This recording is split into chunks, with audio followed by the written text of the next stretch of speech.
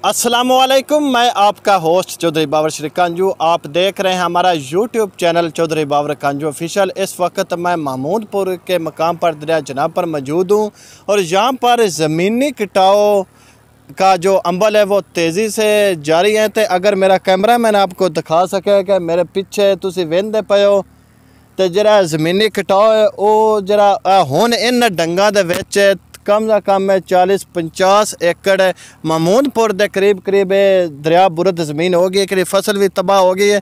तो हुण असीं जनाब मेरी इत्थों दे किहड़े रिहायशी ने उन्हां नाल गुफ्तगू करने भी वो किन्ने कु परेशान ने इस वजह तो भी इन्हां दे किहड़े इत्थे दरिया किनारे नाकू मंजूर होए भी वो हाली तक क्यों नहीं बन रहा। जी अस्सलाम वालेकुम। वालेकुम अस्सलाम। अच्छा भाई साहब, जरा दरिया का अमल कटाव दा ये कितनी देर तो शुरू है? ये तकरीबन 2013 तो ज़्यादातर इस साइड वाल कटाव तेज़ी से शुरू है।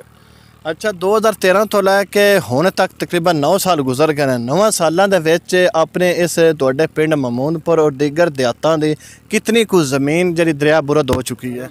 तकरीबन हज़ारां की तादाद जड़ा ना दरिया ज़मीन बुरद हो गई है।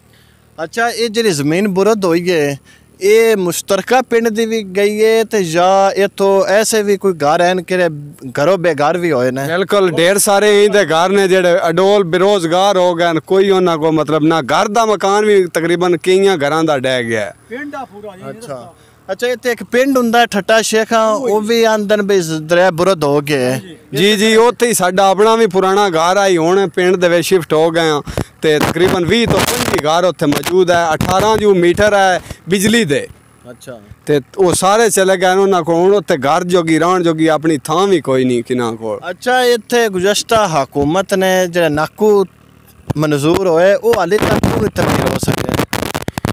ये हर बंदे दी अपनी अपनी सोच है। ज़्यादातर नून दी सपोर्ट करते हैं, इस वजह तो जेड़ा ना नहीं बन सके क्योंकि जेड़ी मुतलका साडे MNA MP भी वो भी गुज़श्ता 2-3 सालों तो दरिया ते आउंदे विजिट करते समेत DCO साहब फोटो सेशनां दी हद तक ही रहिंदे या उस ते कोई अमल भी उन्हां कीता है? खाली आउंदे ने अपना सुक्की कार्रवाई पाई ते अल्लाह दे हवाले जिस तन नूं लगदी है वो तन ही जाने। उन्होंने की पता होवे सुखी सौंदे हो मंजर उजड़न दा या मस्त निगाह ने डिठा उन्होंने क्या पता होवे भाई की पे बीतदी। वो सिर्फ आउंदे एसियां वाली गड्डियां ते आया 2 मिनट कार्रवाई पाई थे हट के मोड़ा अपने घर टुर गया।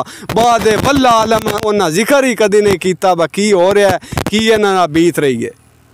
अच्छा, हुण तुसी जी ज़मीन सारी दरिया बुरद हो गई, तुसी हुण इस गौरमेंट अगे करियो नवी गौरमेंट आई है मुस्लिम लीग नून दी आई है, इस अगे तुसी हुण अपना की मुतालबा करते हो?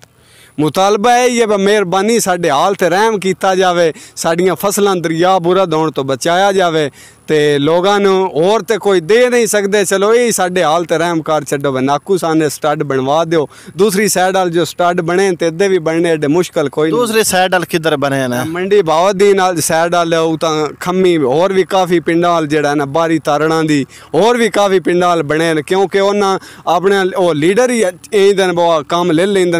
उधर जरा लीडर नासर बुसाल है उस बनवाए तो साढ़िया की बनवाए साढ़े या उन्होंने अपने है बस असा सीटां लेनिया इलैक्शन लड़ते हैं वह तो ना इधे आके फेरा नहीं मारना। अगर यकीन करो तुम इलैक्शन के दिन आ रहे ना हुण इलैक्शन के दिनों ऐसी ऐसी जगह ते MNA ते MP जाने किस खातर वोट लैन की खातर है तो बाद उन्होंने दे पढ़न फातिया भी नहीं जानते भी अस इस डेरे ते गए है या इत्थे असी गए है तो इन्हों का जाके असी फातिह पढ़ दे वोट लैन की वेरी ये दरिया पार भी जा सकते हैं।